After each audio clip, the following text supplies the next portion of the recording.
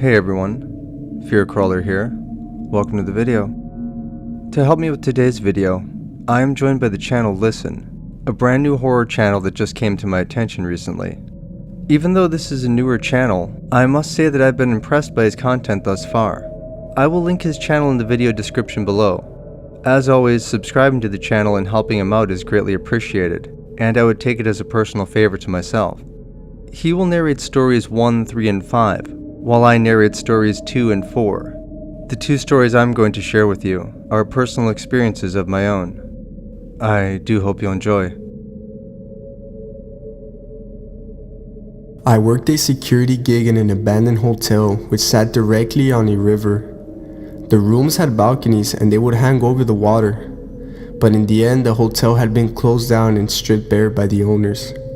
Anyways, I'm sitting in the office and I hear a creak from left to right on the floor above me. The hotel was wood frame and creaked like a house when someone walked around. This sounded exactly like someone walking the hall on the floor directly above the office. I go up to the next level and into the hall. The hotel itself was only 4 floors high, but really long. The hall has bare walls, rooms with no doors, and only a single dim light bulb hanging from the ceiling in the middle of the hall. Now, I've seen my share of horror stories, and I know that this can only be trouble, but it is my job after all to keep people out, so I start walking down the hall anyways. I get about a quarter way down the hall, and I hear rustling coming from a room. I quickly draw my mag light and get ready to use it. As I slowly peek into the room, I discover that it's only wind blowing in from the river and moving a curtain. Now freaked out, I start checking the other floors and find nothing, but I'm absolutely sure that there is someone in the building. I make my way back down to the ground floor, still finding nothing, and go into the old ballroom. It's a wide open space, and I start walking through it, and out of the corner of my eye, I see someone moving. I quickly turn and shine my light on them, ready to defend myself. That's when I realize that it was just my reflection on a broken mirror on the wall. After that, I nope the hell out of there and spend the rest of the night in my car in the parking lot. About 2 weeks after that, the place had burned down. After all this time, I'm still convinced that someone was in the building, but I never really found any evidence that there was. This happened to me about a month ago. I had just started working a night security job at the marina in my city. I had only been on the job for about a week when this happened. It was just after 11 p.m. and I had started locking up the facility for the night. All the other employees had already gone home, and since it was pretty early in the season, there really weren't that many boaters docked in the harbor. I'm normally not a very superstitious individual, but almost immediately after I had started locking up for the night, I had this strange feeling of being watched. I kind of shrugged it off as me just perhaps being tired, as I had been working 10-hour shifts for the past week straight. As my night was progressing, I noticed that the sensation of being watched was actually becoming worse. I would constantly find myself stopping and checking my surroundings, just to see if there was anybody nearby. The sensation of being watched was really that strong. By the time I got over to the pool area to lock up, everything had been closed for about 2 hours. I unlocked the gate and went inside, and started shutting everything down. As I was making my way around the pool area, I had that sensation again, only this time it was exceptionally strong. I grabbed the cover for the hot tub and started spreading it out over the water, and that was when I noticed something very strange. Just south of the hot tub are the changing rooms, and as I glanced up to look at them, I noticed 2 very distinct wet footprints just outside the doors. My first thought was that perhaps someone was swimming late and was in the shower, so I walked over and knocked on each door. When no one answered, I decided to give the doors a pull, and I realized that they were both still locked. I continued knocking and announced that it was security, and that it was time to close up the pool area, and once again, I got no response. I unlocked the first changing room and looked inside. Not only were all the lights off, but the heat and vent were off as well. When I looked at the floor, I noticed that it was dry. When I checked the second changing room, it was the same story. I had to unlock it as well to go inside, and when I checked it, the floor was also dry, and the heat and vent were turned off. I went back to the hot tub and continued covering it up, and then I had a very strange thought. There was only one footprint outside of each door. One that appeared to be a right footprint, and the other that appeared to be a left footprint. They looked to be over 5 feet apart from each other, which obviously is not a normal human stride. The other thing that I found strange is there were no footprints exiting the changing rooms. I looked around the hot tub, and I noticed that the surrounding concrete was completely dry. I thought perhaps someone had come out of the swimming pool, but again, the surrounding concrete of the swimming pool was also dry. No evidence that anyone had ever gotten inside and then exited. What's even stranger about that is that only the hot tub was operational that night. The swimming pool itself had been turned off. In fact, it hadn't even been cleaned. The outside temperatures that night were only in the 20s, and the swimming pool wasn't scheduled to be turned back on and cleaned out for another few weeks. I really wasn't sure what to make of any of this. I mean, where did those footprints come from? How did they get spaced so far apart? And why were there only 2 of them? And why was the concrete around the hot tub and swimming pool completely dry? This just wasn't making sense. As I continued locking up, I found myself more and more creeped out about this. I made one final check of the pool area to make sure there was no one inside, before finishing locking up and exiting. For the rest of my patrol that evening, I absolutely could not shake that strange feeling I had been having the whole night. I really don't know what was going on, but the whole situation was starting to bother me. I was honestly freaking out a little bit, and that's very unusual for me. The next morning when my relief arrived, I began talking to him about my night and what I had experienced. He just kind of chuckled for a minute, and then he got kind of a serious look on his face. He then asked me a question, and it sent a chill down my spine. He asked me if I had heard about the drowning, and I said no. What are you talking about? He had mentioned that recently, someone had been washed over the north side pier. By the time the Coast Guard got a boat in the water and made their way around, the person had already been dragged under. They weren't able to save his life, but they were able to recover the body. Now, I don't want to jump to conclusions here, and I don't want to try and connect things where dots simply don't connect. But between the dead body and the set of footprints I saw inside the pool area that night, the whole thing had me completely creeped out. I'm not here to try to convince you of anything, whether you're a believer in the paranormal and the supernatural, or you're a complete skeptic. I mean, after all, most of you don't know me in any personal way, and if you were to approach me and tell me the same story, I most likely wouldn't believe you either. But I do want you to consider one more thing. Please take a moment and have a look at your screen. I'm going to show you 2 photos I took that night. The first photo I'll show you is a wide shot of both the footprints outside the changing rooms. The second photo I'm going to show you is an up-close photo of one of the footprints. Not only can you see that the watermark is definitely in the shape of someone's foot, the right foot to be specific, you can even see the marks where the toes would be. Notice how far apart the footprints are.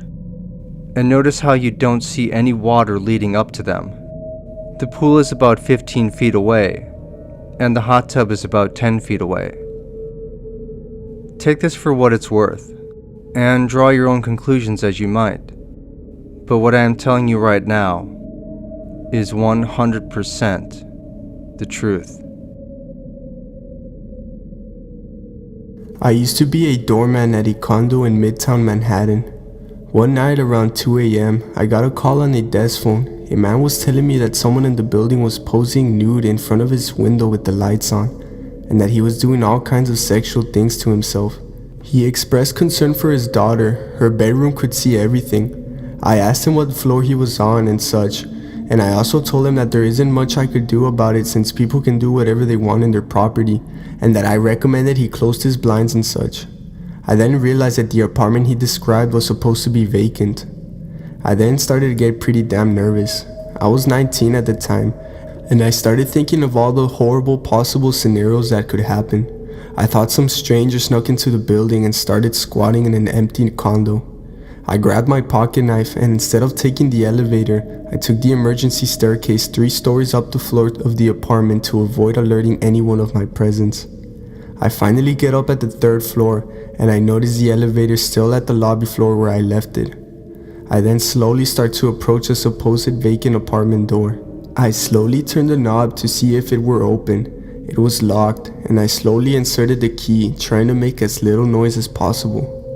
I open the door and see all the lights are off, except for a light coming from the room the man described seeing a naked man in. My heart started pounding.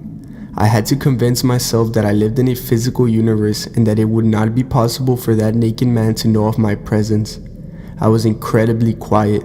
I took off my shoes before entering the hardwood floor apartment.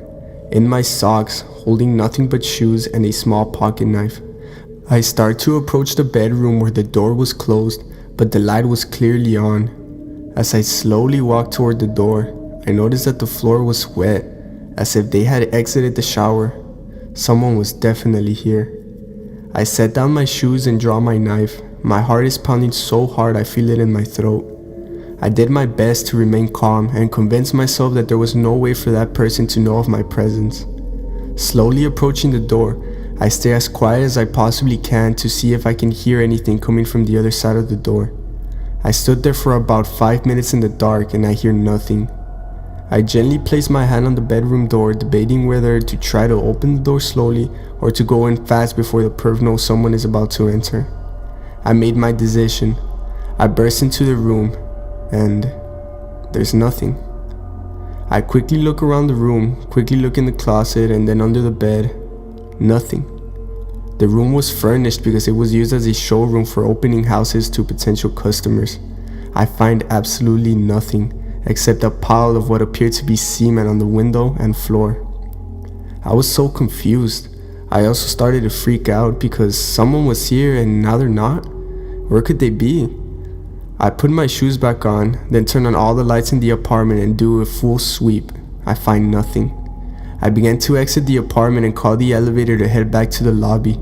The elevator doors open and to my shock I see moist footprints on the marble floor of the elevator. I didn't know what to think. I knew I had to get back to my desk.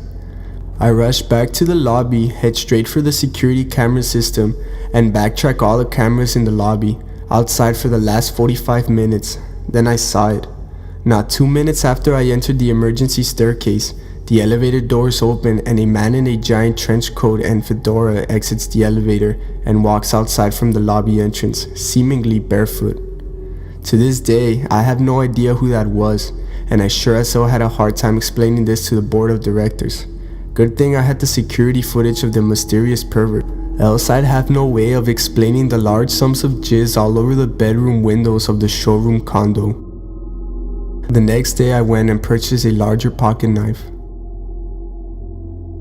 One of the first security jobs I ever worked was weekend security at a chemical facility. It actually wasn't a bad job and I kind of enjoyed it. The job went something like this. On weekends, the facility was shut down. Our job as security there was to make sure that no one came on site that wasn't authorized to be there. There was typically about 3 or 4 people that were working on weekends.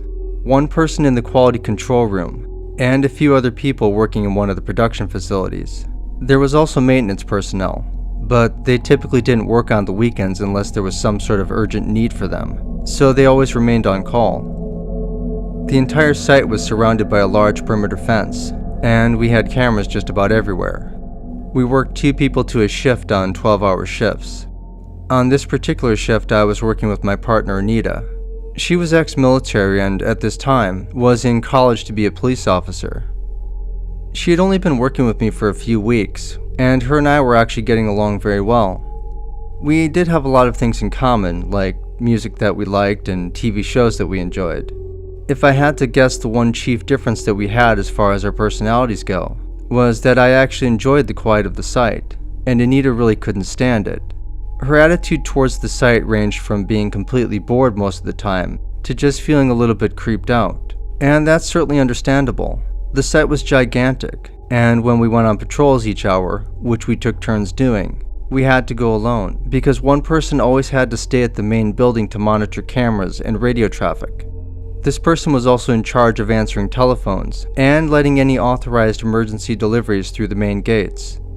I can't speak personally for Anita, but I want to explain my situation. I was working 2 other jobs at the time that this had happened. The weekend security job that I was doing there was just to make a little extra money. My other 2 jobs were full-time, so I found myself exhausted all the time. I want to give you a typical scenario that I would encounter from time to time when I was extremely tired on the site. I'd be making my way through the maze that was any of the main production buildings, and while walking around in the dark with my flashlight and listening to the ambient noises of the building, I would be walking by, say, a bay window or something similar, and out of my peripheral vision, I would sometimes hallucinate that there was someone standing inside that room. When I would stop and check the bay room, I would realize that there was no one inside. There were only 2 doors on the bay rooms, one door that connected to the inside of the building that allowed you to enter and exit the bay to do work. The other was the emergency exit at the back of the bay, and if you did exit out that door, it would trip the fire alarm, so these doors were strictly for emergency exit only. These strange little hallucinations I was having out of my peripheral vision became a very common thing inside those buildings. After doing this for several years, I just got used to them, and most of the time would brush them off and ignore them. They really didn't bother me because, after all, I figured I was just tired. Even though I experienced these often, I never shared those stories with anybody. I definitely didn't want to tell Anita because she already seemed a little spooked inside the buildings, and I certainly didn't want to make her any more jumpy than she already was. We were already having a hard time keeping help as it was, and I honestly didn't want her to quit. On one particular holiday weekend, I was sitting at the main desk while Anita was on patrol. Typically what I'll do when someone is making a foot patrol and I'm at the main desk is I'll monitor their position on security camera, just to make sure that they're safe.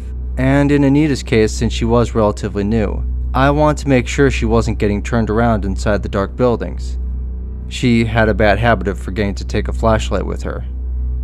As I was watching Anita on the infrared camera making her way through the building, I noticed that she stopped almost dead center in the camera's frame and appeared to be confused and disoriented. She kept looking around over her shoulders and then would walk in circles. I thought perhaps she had gotten turned around and was trying to remember her way back, or maybe she had forgotten the location of some of the keys and was trying to remember them through the landmarks I had suggested looking for. As I'm watching her, I noticed that she appeared to be frantically trying to use her radio, but as I listened to my radio, I couldn't hear anything. I tried to radio her back, but I wasn't getting any response. I watched as she just stood there for about 2 or 3 minutes looking around, and as the time passed, Anita was appearing more and more distraught, more and more confused. At this point, I was starting to worry that she was having some sort of a medical emergency and that I needed to contact 911. When just as quickly as she entered the frame, Anita suddenly exited out of view. I tried looking for her on the cameras, but I couldn't see her anymore. Now I was starting to panic. I immediately began checking the other cameras inside that building, thinking that perhaps there was a worker inside that might have startled her. But that building was completely shut down for the day. No one had signed into it, at least not from what I could see on our checklist, and the cameras weren't showing anything either. A few moments later, Anita came through the back door of the building and approached the security desk. I asked her if everything was all right, and she said no, not really. I think I just freaked myself out a little bit. I asked her what was going on and if she had tried to radio me. She said yes. I saw something and I was calling for help. I explained to her that nothing came over the radio and that I had tried to radio her back, but she didn't respond. She swore up and down that her radio had been working, and when we both checked our radios, they were both functioning normally. I asked her what happened, and what she told me absolutely gave me chills and completely made me question everything I had been experiencing inside that facility for the last few years. She told me that as she was making her way through the building, she had heard some strange noises and began looking around for the source. She was trying to radio me to ask me if there were any employees that had signed in to work at that building that day. When I didn't answer, she began looking around to see if she could find where the noise was coming from. And apparently, as she turned around and looked behind her, she saw what appeared to be someone standing there in a white jumpsuit. Someone she didn't recognize. It startled her and she called out to him, but she got no response. And then just as quickly as the individual appeared, he seemed to vanish right before her eyes. It was at that moment that Anita ran out of the building and headed back towards me. I have no idea what it was that Anita saw, and normally I would take this as just her being tired, and perhaps seeing things. But this was just way too similar to everything I had been experiencing inside that building this whole time. All those strange things I kept seeing around the site when everything was shut down. Those strange noises that I couldn't explain. Those strange images of someone in a white jumpsuit inside the bays that appeared to be a worker, that seemed to vanish as soon as I stopped by the windows. Again, you can take this for what it is, just a story. And as I said before, you probably don't know me in any personal way, and that's okay. What I'm telling you right now is the truth. I don't expect you to believe me, because after all, I don't have any evidence for this one. But I swear to you, that is what happened. I currently work as a security guard for a data center. I started on day shift but got switched to night. The first week goes all fine, 8-hour shift, and all I have to do is sit in the front desk and watch cameras to make sure nothing is going on. One time I'm looking over the cameras and nothing is happening. About 5 minutes later I glance up again and see some black and white blob thing. Potato quality, so I can't really tell what it is. Protocol for this is to investigate and report, so I walk through the data center to the back door where the thing should be, and it's nowhere to be seen. I look down both sides of the alley and see nobody. I know somebody isn't fucking with me because they would have no idea when I'd see the thing, whatever it was, and know to pull it away when I'd come to investigate, as there are no windows. Double taking, I walk back to my desk and investigate the cameras. Whatever it was sitting there in a different spot. I sprint back to the back door and I shit you not, there's this miniature cow staring at me with plastic eyes. Confused, I look around for anybody and there's nobody around. I tap it with my boot and I am able to determine that it isn't a trap or anything, so I pick it up and move it away from the door. Closing the door behind me, I return to my desk, and sure enough, it is standing right in front of the front doors. I nearly shit myself because there is no humanly way that anybody could sprint to the front to put that thing there in the time it takes me to walk through this building, as there are several attached buildings to mine. I stare at it for a long time. This time I open the door and toss it in the dumpster. Everything is calm. About 3 hours later I look up, and the only thing I see in the rear camera is the eye of the cow thing staring lifelessly at me. I fall out of my chair and by the time I get back up, it's gone. The camera is so high up and I'd see a ladder if there was one placed. No human alive could reach that high. I noped the fuck out of the night shift the very next day and I'll never go back.